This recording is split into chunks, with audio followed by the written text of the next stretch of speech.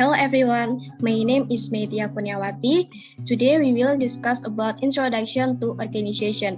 Halo semuanya, perkenalkan saya Metia Punyawati, NIM 21822241031. Hari ini kita akan berdiskusi mengenai pengantar organisasi. Today we will discuss about VP1, that is contain organization concept, organization elements, and organization type. And then VP2, we will discuss about organization structure, organization communication, organization behavior, and organization development. Jadi hari ini kita akan membahas VP1 yang terdapat konsep organisasi, elemen organisasi, dan juga tipe organisasi.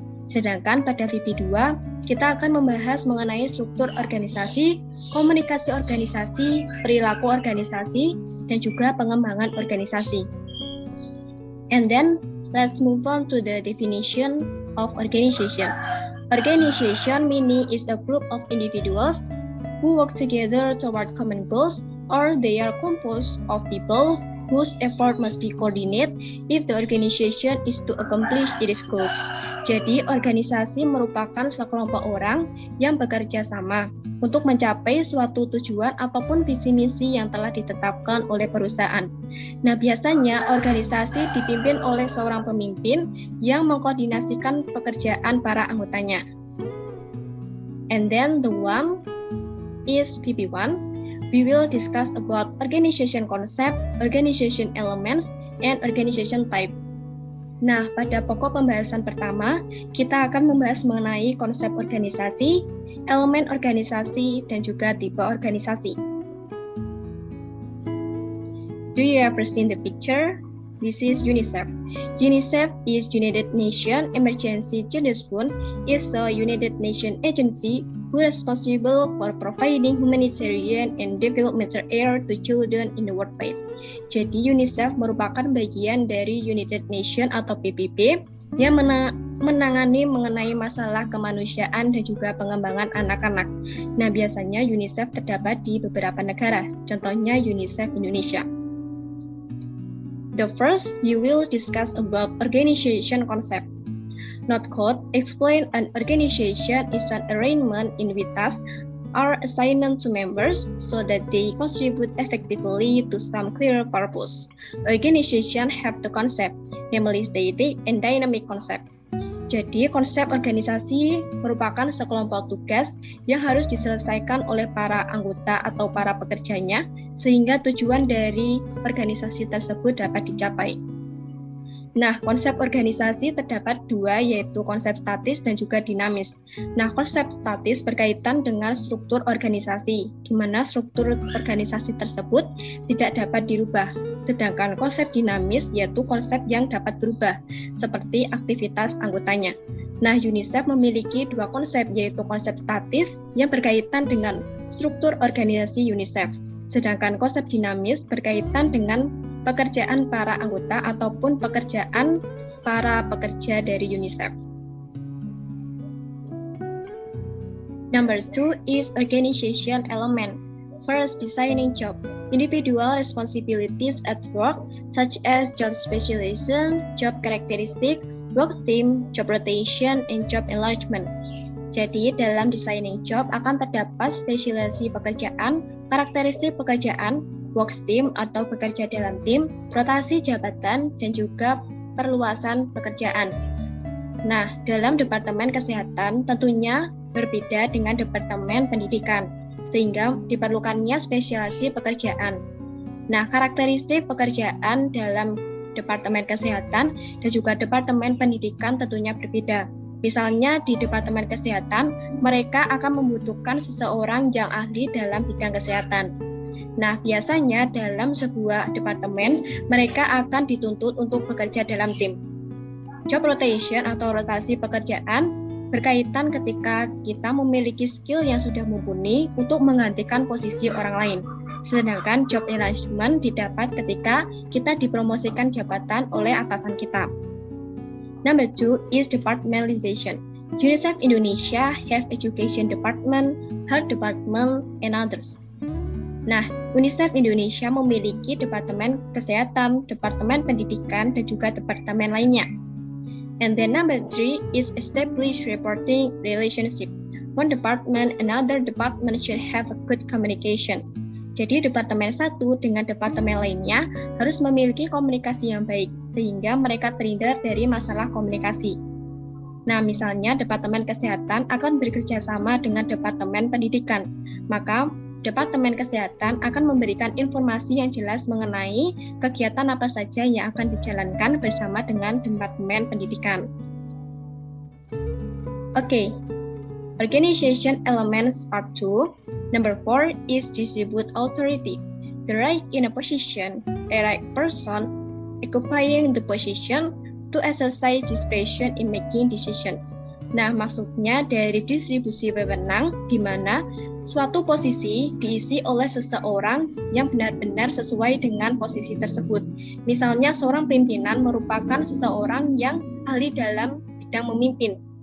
Contohnya, dalam Departemen Kesehatan dipimpin oleh seorang dokter, di mana dokter tersebut merupakan dokter yang profesional. Number 5 is coordinating activity. Leader distribute their job to the employee about the program. Jadi seorang pimpinan mendistribusikan jabatan atau pekerjaan serta informasi kepada bawahan sehingga bawahan dapat mengetahui informasi dengan jelas. Misalnya, Ketua Departemen Kesehatan akan menginformasikan aktivitas selanjutnya yang akan dijalankan oleh departemen tersebut. And then the last number is differing between position. An example, the health division is different to education division. Jadi, Departemen Kesehatan tentunya akan berbeda dengan Departemen Pendidikan. Departemen Kesehatan hanya akan membahas mengenai kesehatan saja, tidak akan membahas mengenai pendidikan. And then, the last is VP1, is organization type. UNICEF includes partnership with United Nations because United Nations is an organization that superintends all runners problem from each country, and UNICEF is part of United Nations. Jadi UNICEF merupakan bagian dari United Nations atau PBB, di mana UNICEF akan menangani masalah kemanusiaan dan juga pengembangan anak-anak. Berbeda dengan United Nations atau PBB yang menangani masalah keseluruhan yang ada di dunia. Nah, salah satu bagian dari United Nations atau PBB selain UNICEF adalah UNESCO. Okay, number 2, we will discuss about VP2, organization structure, organization communication, organization behavior, and organization development. Pada VP2, kita akan membahas mengenai struktur organisasi, komunikasi organisasi, perilaku atau budaya organisasi, dan juga pengembangan organisasi. Do you know the Telkom Indonesia? Telkom Indonesia is a company in charge of telecommunication. PT Telkom Indonesia is one of favorite SOEs for job seekers. Jadi, Telkom Indonesia merupakan salah satu perusahaan telekomunikasi terbesar di Indonesia. Nah, Telkom Indonesia ini merupakan salah satu BUMN favorit yang dicari oleh para pencari kerja maupun fresh graduate.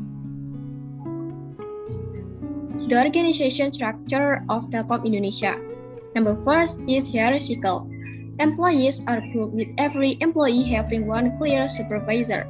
Number 2, Telkom Indonesia have many divisions based on their function, such as CEO being the leader, held by assistant.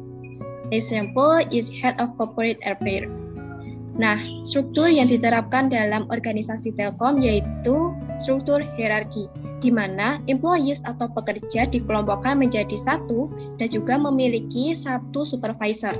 Nah, Telkom Indonesia memiliki banyak divisi berdasarkan tujuannya, seperti CEO sebagai pemimpin yang dibantu oleh asisten, seperti Head of Corporate Affairs.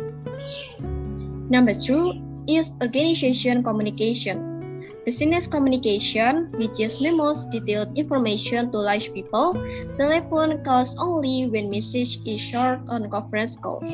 They use email, voicemail, business meetings, and voice design.